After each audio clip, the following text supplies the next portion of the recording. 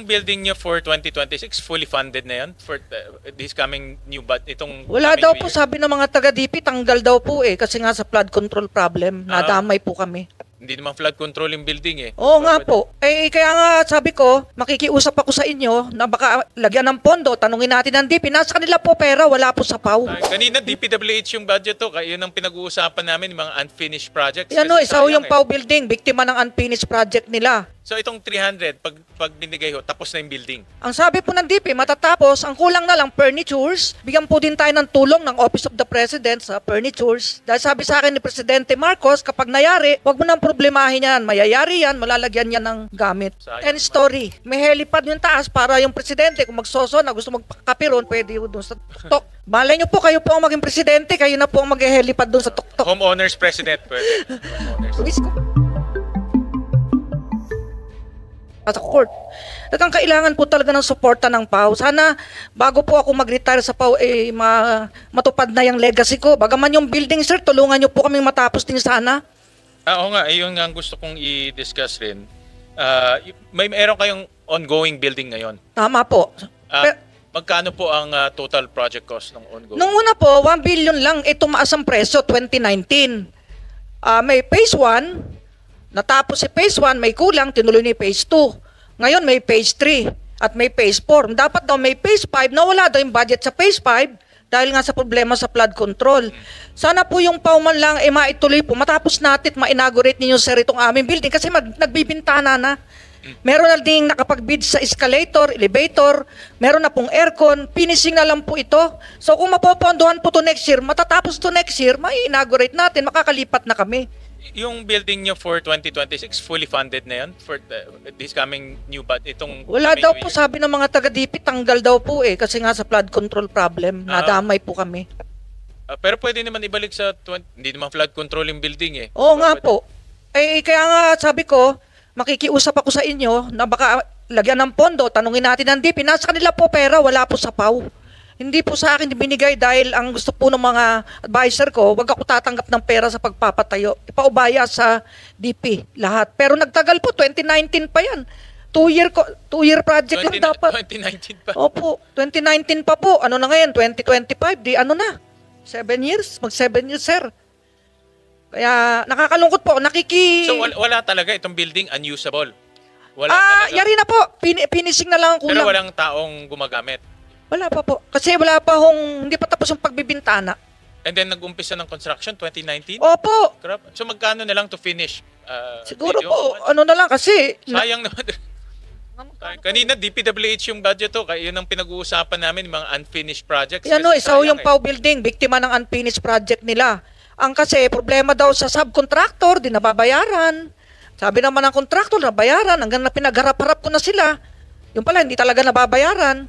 Pero dito sa capital outlay nyo for 2026, maliit lang, 20 million eh. Pambili lang ng computer yata, sir, yan. So walang building to? Aircon? Walang building? Wala po, kasi ang pondo nasa DP. Nakalad siya DP. Okay. Takot po ako na baka pagdudahan ako ng ating mga kababayan sa paghawak ng pera sa construction, Okay. kaya pinaubaya ko sa DP lahat. Okay. Opo. So magkano pa ho ang balance to Ito complete? pala, na-islas ngayon to. Para to complete? Na-islas, sir, ngayon tong 380 million. Ngayon 2026. Okay. Pwede po sigurong ipabalik nyo, sir, para mayari na mag-inauguration na tayo. At saka nakadetail ho ibang PAW natin kay Sir Rex sa DSWD. First day niya, nasa akin na ho siya, humina sa ng mga PAW lawyers doon. Thank you.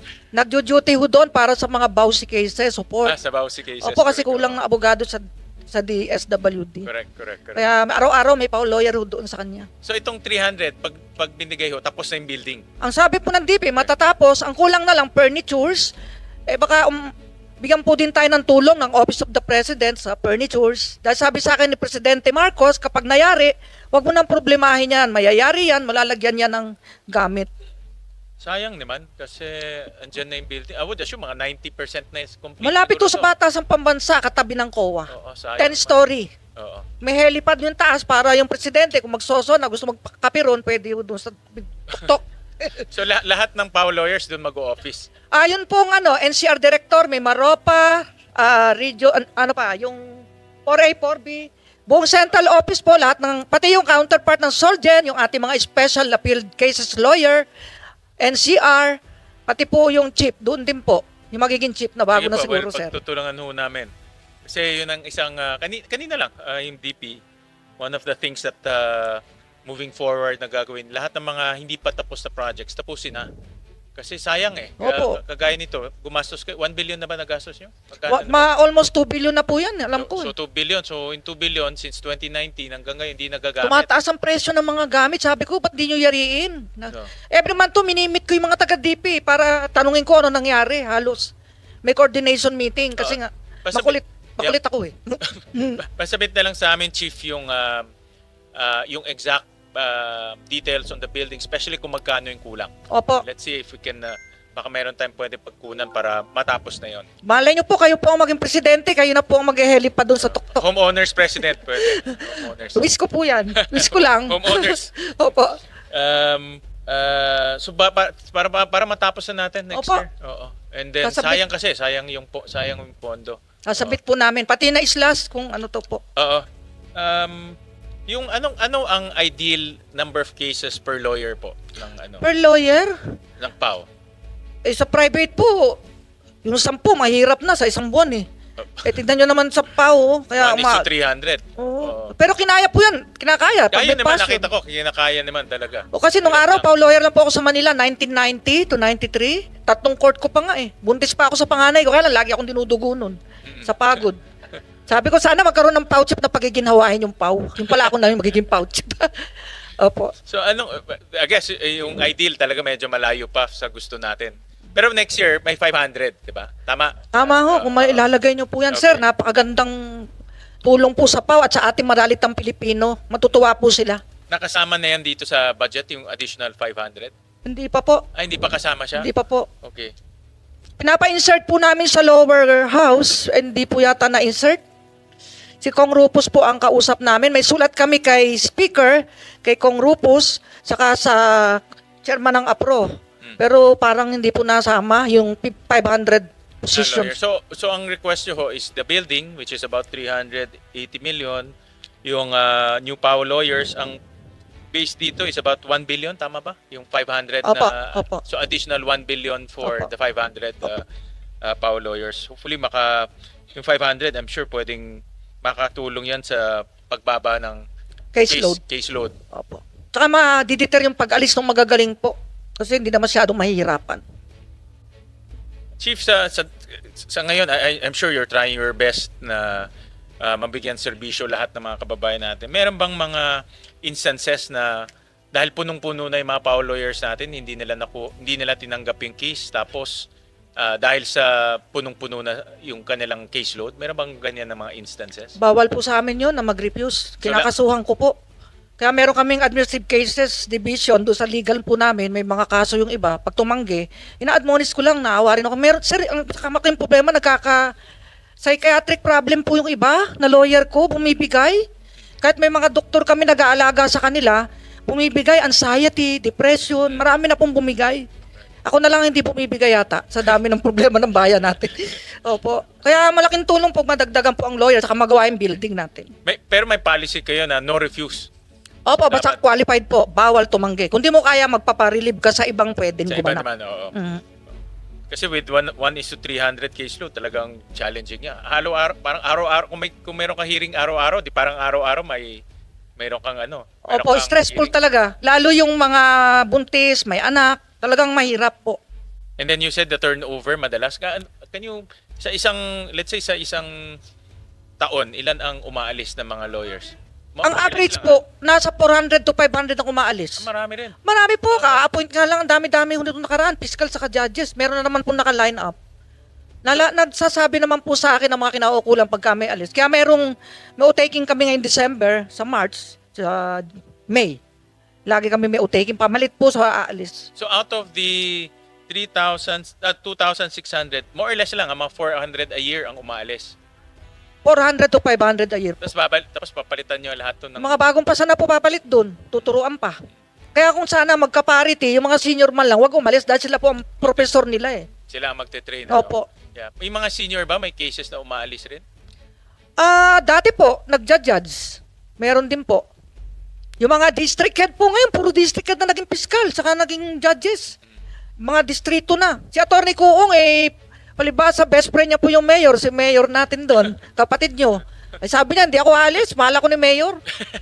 Naalagaan naman yata Opo. sila doon. Dinagdagan pa nga po ng local subsidy sila. May mga subsidies. Para, kasi ang aming philosophy sa Valenzuela, whether judicial ka, PAO, or other national offices, ang binibigyan mo serbisyo, mga taga Valenzuela eh. No? So, yung client sila, 99% taga Valenzuela eh. So, parang kasama na rin namin sa pagbibigay serbisyo. At saka siya lang ang mayor sa buong Pilipinas sa sinamahan ako sa jail. First time in the history in my 25 years as PAO chief. Sabi ko, nagulat ako. Sabi ko, sa darating pong kumbensyon namin sa May, siya ang aming magiging outstanding mayor of the Philippines. Totoo yun, sinabi ko na sa kanya. At may singer din kayo doon na napakagaling. Dadalin daw niya. Other than yung chief, other than yung building, yung 500 na lawyers, are there any more gusto niyong pa-augment para matulungan natin yung PAO lawyers natin? Ako kasi, ang aking pananaw dito, if we help the PAO office, we help our constituents eh. Kasi diretso eh. Yung service na binibigay nyo, diretso sa tao eh. Wala ngang layer to, diretso na kagad. So, are there anything na pwede naming ma-augment o masuportahan kayo para mas maging efficient yung servisyo ninyo? Yun yung punto ng wellness. Kasi ang judges may wellness, 1 month, 30 days. Yung pong fiscal meron din. Kami po wala. Natatakot naman po kung pumirma ng order na bigyan sila ng wellness. Paano kung nag-wellness si Pau, walang hawak ng kaso ng maralitang Pilipino, mumurahin naman ako ng mga kliyente. Bakit wala si Pau? Kaya hanggang wala kaming wellness. Kaya iba nagkakasakit, bumibigay talaga. Ang wellness is a time off ba yun? Or Ano, kasama ano yun na? Profitable leave po yun. Okay. Dapat i-consume niya. Okay. Parang pag hindi mo na-consume, hindi ka naman babawasan. Hindi mo naman ma-avail next year, ganun. Pwede lang sabayan ng judge sana. Kasi may mga judge hindi nakakapag-wellness. Kaya, depende sa'yo. Is that part of the budget or is that an amendment of the law? Hindi kailangan mo ng budget kasi hindi naman papasok, di ba? So, sweldo. May sweldo talaga siya. Benefit lang po yun. Parang privilege. Gusto ko sana maitulad. Kung matagdagan kami na 500 items next year, pwede na pong magbigay ng wellness sa kanila. Kasi may papalit sa kanila sa kanilang mga leave. Itong, mayroon ba tayong mga instances na kailangan i-disiplina yung mga PAO lawyers natin? Mayroon ba kayong mga na-encounter, let's say, of conflict of interest or mga, let's say, hindi cooperative? May mga ganun ba kayong... Meron po tayong administrative cases na isinasampa sa mga lawyer na malabag sa ating operations manual. In a year, meron ilan ang... Ito po, mula po nung ako'y maging PAO chief noong 2001, bata pa tayo pareho nun, sir. 12 pong abogado ang dinismiss ko from service. May drop from the rolls, 4, suspension, 9, fine, 38, reprimand, 50, admonition, 21, advice, 4. Bali, 138 sanctions. Talagang ayaw ko po ng corrupt. Gusto ko po honest sila dahil sinusweldohan sila ng gobyerno at may inquest allowance naman silang tinatanggap mula sa gobyerno. Ano yung pinakamalalang violation na... Yung pong nanghingi sila ng pera sa kliyente. Meron ganun? Meron namang uminom, pinabayaran sa kliyente yung kanyang ininom, hiningan pa ng pera yung kliyente, dinismiss ko po from service. Wala po akong kinakatakutan dahil wala naman akong holin sa kilikili. Kaya takot po sa akin ng mga abogado. Kaya gusto rin po ng ating mahal na JBC na galing sa PAO ang karamihang appointed dahil na-train po silang maging tapat at mapaglingkod. How about yung mga conflict resolution sa barangay, mga lupon? Meron din po tayong barangay legal outreach. Meron ba kayong interaction para hindi na lahat umakit nagiging kaso? Meron po. At actually, meron po tayong naging sponsor, TV5. Meron po tayong TV reality show, Public Attorney, may Jason po yun. Bali naturuan ng mga barangay. At may barangay legal outreach program din po tayo. At may mediation din po tayo sa bawat taon, umaabot po din ng 100,000 ang mediation natin. Ang ating mediation po ay umabot ng 48,818 noong 2024 at ngayong unang taon pa lang ay 28,258. Hindi na po nakarating ng korte yan. So, PAO level pa lang nag-institute na kayo ng mediation? Yung mga away barangay po, away pamilya, at dahil po sa bagong direktiba ng Supreme Court na pwedeng maglaban ng PAO sa korte, PAO versus PAO, Karamihan po, sineset na namin for mediation ng mga kaso. Para Hindi na kami magbangga-banggaan sa isa't isa. Correct. Para hindi na rin humaba. Alright. Alright, Chief. Yun na lang ang mga tanong ko. And then, just submit to us na lang your request. Lalo na, ngayon ko lang nalaman yung building, to be honest about it. And that's, yun na nga, in line sa mga reformang ginagawa namin. Gusto namin matapos na yung mga unfinished projects. Alright. Baka kayo po ang hulog ng langit sa amin. Pangarap po namin yung building na yan eh. Kasi squatter lang. 2019? Meron yun? Squatter lang ho kami sa LRA compound dito sa Nia Road. 4th floor, 5th floor, ilan kami? 500? Nasaan ang location ng building nyo? Sa Commonwealth po, katabi ng COA. Malapit sa Batasan. Kaninong property yun? Binili po natin sa NHA. Ah, Pinondohan okay. po panahon ni Pinoy. Okay. Hindi Opo. lang, but sabi nyo, 2019, nag-umpisa na. Opo, panahon ni President Duterte naman. Ngayon, tinuloy naman ni President BBM. Oo. Padala na lang yung details para para matapos. Opo. Once and for, matapos na natin yan. Opo, salamat po sa inyo, sir. There being no further questions, the budget of the Public Attorney's Office is now deemed submitted for plenary's consideration, subject to the discussion and submission of documents requested. Maraming salamat po, Chief. Thank you.